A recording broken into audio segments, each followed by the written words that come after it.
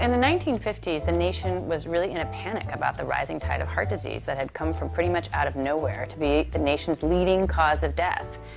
In 1955, President Eisenhower himself has a heart attack, and he's out of the Oval Office for 10 days. So the nation is fixated on this problem, an urgent public health problem. Nobody really knows what causes heart disease, right? There's a number of different explanations. Maybe it's lack of vitamins, maybe it's car exhaust. So into this vacuum steps Enselkiz, a pathologist from the University of Minnesota, and he says it's saturated fats. Saturated fats and cholesterol cause heart disease. Of 10 men, we can expect 5 to get it. And that was his hypothesis. He had an unshakable faith in his own beliefs. He was called a bully even by his friends. And he was able to get his beliefs inserted into the American Heart Association. So the first ever dietary recommendations telling people to cut back on saturated fat and dietary cholesterol to avoid heart disease were issued by the American Heart Association in 1961. That's the beginning of the story. It's the tiny little acorn that grew into the giant oak tree of advice that we have today and that we can't back out of. What was the evidence for that recommendation by the American Heart Association? It amounted to one study, coincidentally performed by Enselkiz.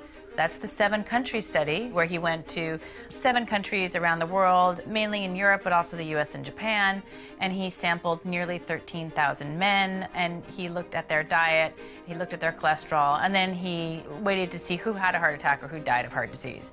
I mean, he had a hypothesis that saturated fat caused heart disease, and he was out to prove it.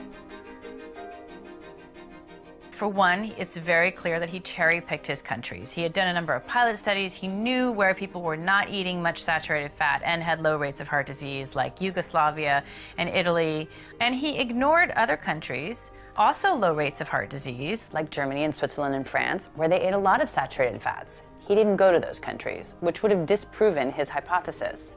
His study showed that low saturated fat intake was associated with low rates of heart disease. Associated, but it doesn't mean that reducing saturated fat is what caused those people to suffer less heart disease. It was also true that these people ate very little sugar. In fact, they also found in that study that what correlated best with cardiovascular death was sugar.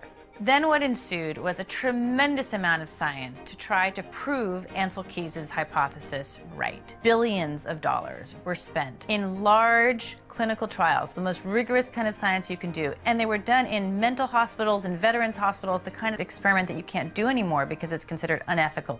And at the end of billions of dollars of research, they could not prove